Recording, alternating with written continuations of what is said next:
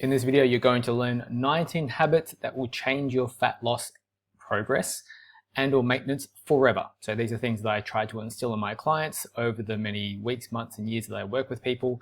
And these are all things that I believe a good fat loss program should entail, encourage, as well as things that you should be looking to, I suppose, maintain long term.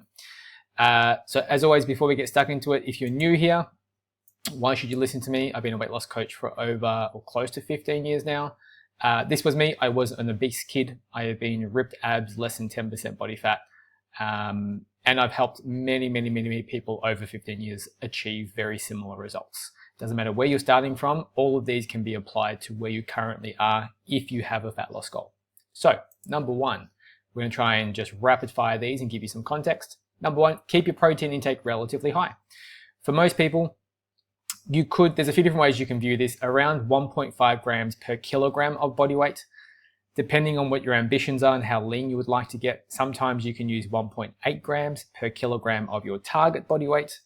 A really good default way to also ensure that you're getting enough, and also not basing it on if you're a larger person. So if you're like 200 kilos, for example, you don't need that much protein still. So another good example is you can use 2.3 grams per kilogram of your lean body mass. So if you know what your lean body mass is, if you get a DEXA scan done, if you jump on an in-body scan, they're decently okay to get a rough idea. You times your lean mass by 2.3, just eat that protein every day for the rest of your life. Number two, prioritize your total calories and your protein. Then you get to fill the rest with whatever you enjoy, whatever you like. When I have clients who join me, I actually don't do meal plans unless a client's really struggling and we help put something together for them. But that's like the 2%, right? Most clients who I train are just calories and protein targets, and then eat like a common sense fat loss diet. So meats, vegetables, and fruits most of the time. I am going to touch on this a little bit more a bit later on, but you always prioritize your total calories as number one priority, put in your protein second, and then from there, what else would you like to eat for the day? Pop it in. 3, drink when thirsty. I know people are like, drink 2 liters a day, drink 5 liters a day. If you just feel like you don't need to drink that much fluid, don't. There's nothing worse than force feeding yourself gallons or liters of water a day. And mind you, all liquid counts towards your total intake. I tend to drink Pepsi Max caffeine free a lot of the day. I could drink water, I just don't like it. So I drink sugar-free drinks. Come at me in the comments with aspartame, etc. But only drink when thirsty. You don't have to force liters of water down your throat because someone says you have to drink 4 liters a day. Number 4, this is massive for a lot of people. Sorry, I'm losing my voice. Number 4, improve your sleep quality. I would say duration as well, to reduce pretty much every negative aspect in your life. So cravings, improve your consistency. Everything will literally fall back on your quality of sleep and your duration of sleep.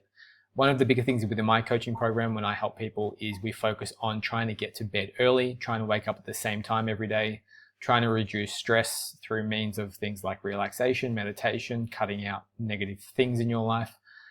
So it's not just a coaching program to help you lose weight. It's literally coaching you for your entire life, believe it or not. But one big thing we focus on is getting the best possible quality sleep that you can, because when your sleep is improved, your entire life will be improved. Now, are you going to be the life of the party at 9 o'clock when you're like, all right, guys, I'm out, see you later. And everyone's like, no, have some more drinks. No, but you're going to feel amazing. And then you're going to look amazing. And then those same people are going to be like, how do you look so good when you still come out to these parties here? Because I leave at 9 o'clock and I go to bed. Sleep. This is as important as your calories. That's how important sleep is. Probably even more important, arguably. Number 5, choose a meal frequency that feels best for you and not what trends say. So just because someone says fasting is the best, or for example, 6 meals a day speeds up your metabolism, etc. Meal frequency literally makes no difference at all to how much fat you lose, and that will always come down to your total calories at the end of the day. For me, I just don't get hungry in the morning. I really just am not a morning eater, so to speak. So I just don't have that much food in the morning, if at all. I just tend to survive on a couple of coffees. I say survive jokingly, but I have a few coffees in the morning, power through. I might have a pre-workout meal, some carbs and protein, and I'll do a training session. Sometimes I don't. Sometimes I train fasted, right? We're not trying to be professional bodybuilders. We're just trying to improve our health. And for some people, you may just want to look good naked, right? Eat whenever it suits you. However, the caveat with that, I would say, is eat at a meal that is consistent for you. So, or a meal frequency. So for example, if you like to eat 2 meals and 1 snack, stick to 2 meals and 1 snack. Don't have 1 day breakfast, 1 day skipping lunch, then having lunch the next day. Pick a meal frequency that you enjoy and that you can do within about 30 minutes every single day. Because the way your meal frequency works is you'll get hungry at the times that you're used to eating. So if you eat at regular times, you'll get hungry at those times, therefore reducing hunger outside of those times. So one of the biggest things that when I have clients who come to me and they just snack a lot throughout the day, we just put them on a very structured 3 meals a day program, or 2-3 meals and a snack. And then we say you can only eat at these times, and we set it out for a week. And more often than not, most people's hunger usually just disappears. Number 6, avoid extreme front loading or back loading of calories if it leads to overeating. Now, yes, I did just say you can move your calories around to whenever it suits you. However, if you eat 1 meal a day and then you're trying to force feed 2,000 calories at nighttime, and that just leads to copious amounts of chocolate and ice cream just to get to your calories, that's obviously not a healthy way to go about living, right? So a bit of common sense goes a long way. It's best to probably spread out your meals somewhat throughout the day for most people, and even just normal living circumstances, going to work, having a lunch break, that kind of thing. But if you find that skipping breakfast allows you to eat more food later in the day, but it also allows you to stay within your calories, great. If you eat breakfast, but it causes you to eat more throughout the day, sometimes I fall into that situation, then just skip breakfast if you just find that you don't enjoy it. If you love breakfast and you can't survive without it, have breakfast. It just means that the rest of the day will have to be balanced, right? Pretty simple. 7, the scale is always second to your measurements. I know if you've watched my stuff for any amount of time, I will always take a measurement loss over a scale weight loss any single or every single day of the week. When people come to me, or the way I view this is people come to me for weight loss, right? I want to weigh 10 kilos less than I am now. Usually that's because they've gotten to a point where they're either unhealthy or they want to get back to a place where they were happiest or most confident in how they look. If I said to you, if you were to stay the same weight, but you got back into your size 8 jeans, which is where you want to be, would you be okay with that? Most people would say yes. Don't worry about the scale. The scale is going to do what it's going to do. There's nothing you can do about it. The most important thing is if your measurements are going down, more specifically around your waist, you are physically a smaller person, all right? And that's really all we care about at the end of the day. 8, aim for more than 1 to 2 pieces of fruit and about 300 to 500 veggies, helps if I can spell, Shannon, per day. This falls at roughly about 15 to 30 grams of fiber. So the way I like to do this with my clients is we would usually say, I tell my clients, number 1, here is your calories. From here, let's work out what foods fill your protein requirements. Then from there, I would like you to input 1 serving of fruit and about 150 grams of vegetables in and around your protein. Then from there, whatever else is left over, you can fill that with whatever else you enjoy. If you are then still hungry, we then increase the portion sizes of those vegetables, right? And again, very common sense, simple approach. It doesn't have to be anything crazy, right? Now, you want to have a meal plan that is strict enough to keep you on the plan to eat fairly healthy foods most of the time, but also enables you to be flexible enough that you don't feel like this diet feels like it's going on for infinity, right? Forever. So generally how I like to recommend this to my clients is throughout the week, if you have a social event coming up, we obviously want to plan for that and plan our calories accordingly if you're going to have a slightly higher day, etc. But if you get to the end of the day and you end up skipping a meal, you can just move those calories to a bit later in the day and or later in the week. And I'm going to talk about your weekly average calories soon. But the idea is if you took out chicken, right, and the chicken was off and there was nothing else in the house and you needed to fill that protein gap with something, you could replace that protein with literally any protein source. The same thing as vegetables, the same thing as carbohydrate sources. There technically is no bad food for weight loss. There's just foods that better suit your quote unquote budget, right? So be rigid enough that you have a plan to follow, but also be flexible within that plan that you can make changes from time to time. So if you have lunch planned at 500 calories, but then you have to go out for a social meal, but you still have 500 calories to work with, you can estimate a 500 calorie meal that you have to eat out for. It may not be perfect on the day, but close enough is usually good enough. 10.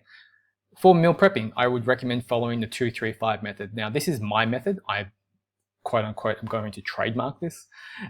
So basically, most people usually eat 3 meals a day, breakfast, lunch, and dinner.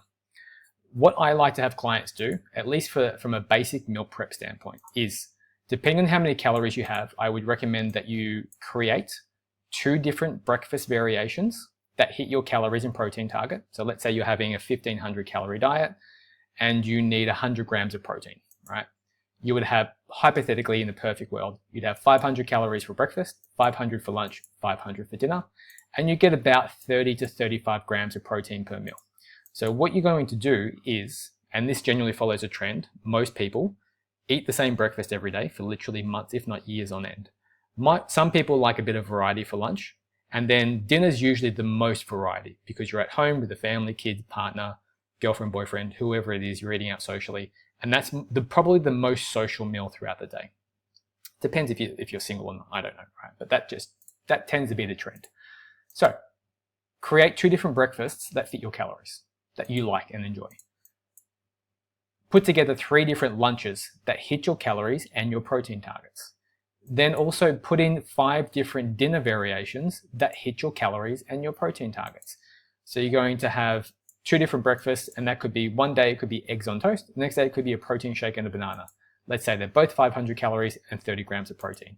When you get bored of one, or if you're just running short on time one day, you can have the easier version, right?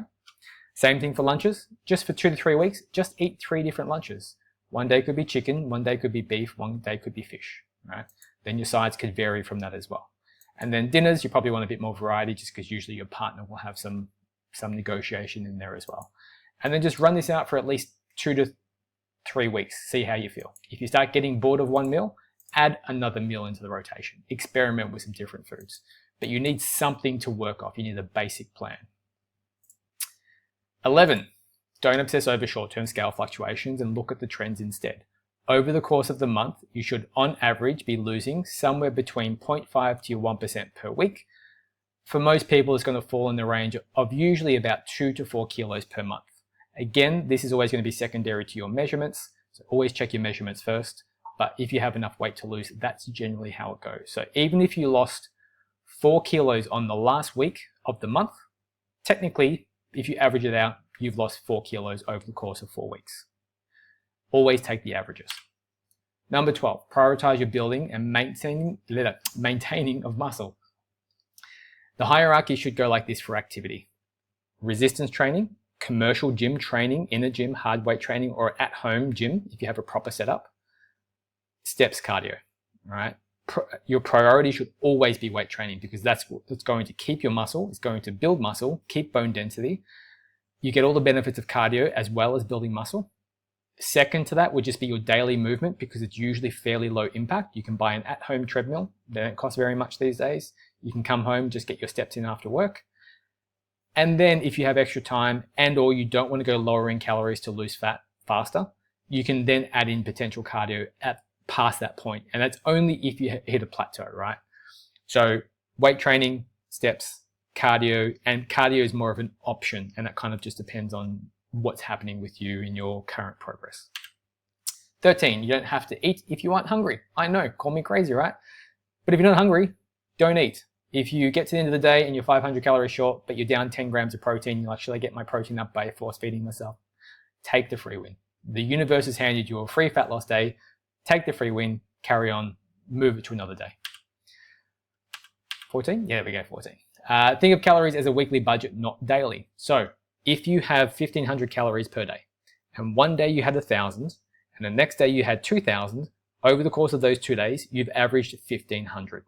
This is how you can be social and also adjust your calories throughout the week. This is also a fantastic maintenance strategy. It doesn't matter to the extremes, obviously, there's always extremes to every situation, but it doesn't matter if you have slightly lower days or slightly higher days, it's always the weekly average which is most important. And this also ties in with how to budget your calories for social events. 15, get back on track quickly instead of throwing in the whole day if you stuff up. So sometimes people will go out for lunch and they have 200 calories of ice cream that was unexpected, and therefore they go home and go, oh, well, this is too hard. I give up. I ate ice cream. I'm a terrible, horrible person. I hate myself. And therefore I proceed to eat the entire cake that's in the fridge, right? Calories are calories. Going back to our previous point, if you ended up having slightly higher calories today, 200 more, come back under 200 tomorrow. It's no biggie, right? Which we'll tie into maintenance days in a moment, but you could be dieting on 1500 calories and you could have 1200 for breakfast. And if you had 200 for dinner, you're still in a deficit. You still hit your target by the end of the day. Obviously planning in advance makes a big difference, but just remove the emotion from this, right? Just try and view this much more objectively. 16, learn the skill of never getting above maintenance. Now, this is something I harp on within my coaching program. There's 2 phases you only ever want to be in, at least for my demographic of clients. My clients don't have an appetite issue whatsoever. So given that information, you only ever want to be actively losing fat. So you want to be putting in the hard work, sticking to the calories diligently, training your ass off in the gym, getting your steps up, doing the hard work, seeing the numbers being crushed week in, week out, measurements, weight, photos looking fantastic. We want to see that with purposeful effort. Worst case scenario, you only ever want to eat as high as your predicted maintenance calories. So your diet calories might be 1400 per day, but your maintenance calories might be 2000. So even if you were to go out socially, just think to yourself that you have a cap. Your credit card limit today is 2000, and you are going to do everything in your power to not eat above 2000 calories. This is just standard day-to-day living. I'm talking about holidays or special occasions, right? You stick to the plan. If you get to 2000 calories, you haven't gained weight, you haven't lost weight, all you've done is paused your results for a day. You had a maintenance day. This is not a cheat day, by the way. Cheat day, maintenance day is very, very different in terms of the thought process. Maintenance days can be scheduled. So we just have a day we eat up to maintenance calories, Christmas, New Year's, etc.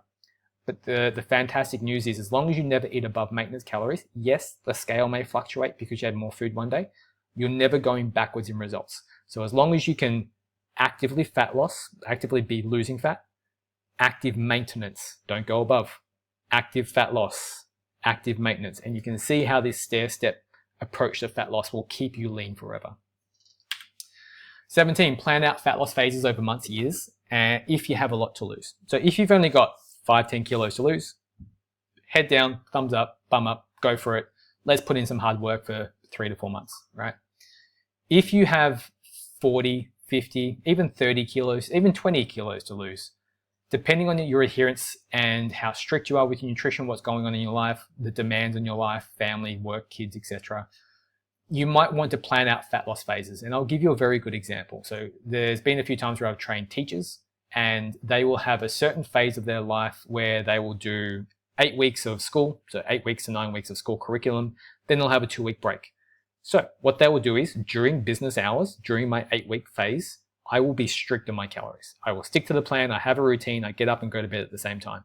Then I'm off for 2 weeks and I've got my own kids, and then I'll just look after the kids. I'll bring my calories back up to maintenance. You have a quote unquote diet break. 8 weeks forward, 2 weeks maintaining. Remember how we talked about maintenance calories? 8 weeks on, 2 weeks off. 8 weeks on, 2 weeks off. But you have to make those 8 weeks count, obviously, right? Do the hard work. So depending on how much weight you have to lose, I find honestly most people can really only diet maybe 6 months of the year strictly. Don't get me wrong, there's people who can do it much faster and much harder than that. Depends on your determination, your lifestyle, etc. But overall, I find usually 6 months is about the limit for most people. But for most people lucky, you only probably need 6 months to completely change how you look.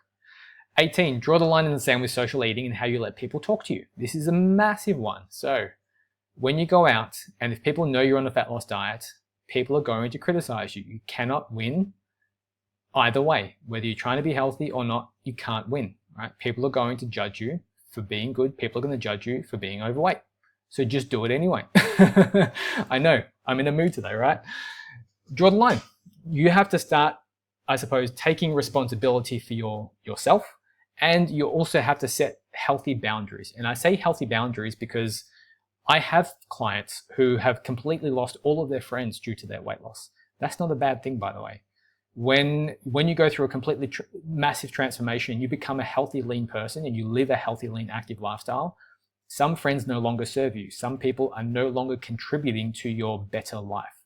And for some people, it is worth cutting out those people from their lives. And that's happened with my clients before.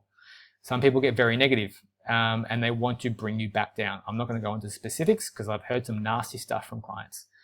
So just know that when you are improving your health, no one's going to be rooting for you except maybe your closest family members and or your best friend. If you get a but in the conversation, you look great, but that's a backhanded compliment and they do not support you unless they are genuinely concerned about your health, right? I've had a situation where I had a client who worked in like a paramedic hospital setting. He was quite, not older, but he was sort of older, 50s, had a shaved head, lost a lot of weight in a very short amount of time, just busted his ass, stuck to his calories. And his boss came up to him and said he was concerned for his health because they see things like cancer patients all the time, right? And he's like, you know how hard I work for this? And he was like, I just wanted to make sure. So you got to draw the line in the sand. When people comment on your weight loss journey, if it's unwarranted and it's not the attention that you want, or it's adding stress to your life, just tell them. You say, if you have a problem, just know this is how it's going to come back on you, right? I'm going to tell you exactly where to go. 19, nail the basics exceptionally well with 100% accuracy. You could get abs lean on the beach, and the only things you would ever need to worry about would be your total calories, your total protein, lifting weights in the gym on average 3 days a week, getting about 10,000 steps a day, maybe adding the little bit of cardio in here or there, doing that long enough, and you can get lean abs on the beach just by doing the basics.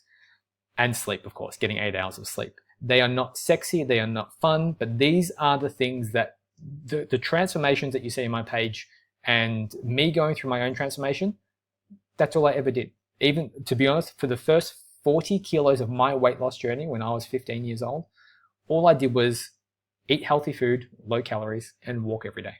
That was it. And I was 40 kilos. Having known what I know now, I wish I could go back and weight train and do the weight training thing. But in hindsight, basics will get you pretty much 99% of the results.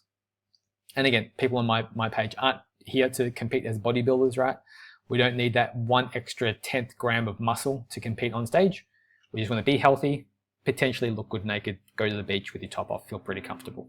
That's pretty much my target demographic. Bonus, and this is me tooting my own horn, but consider hiring a coach. But the way I would say hire a coach is whom you can relate with and they can keep you accountable and whose values align with your own, right? With my coaching, I coach everyday people to get into healthy waist targets to get you out of risk of that bad stuff.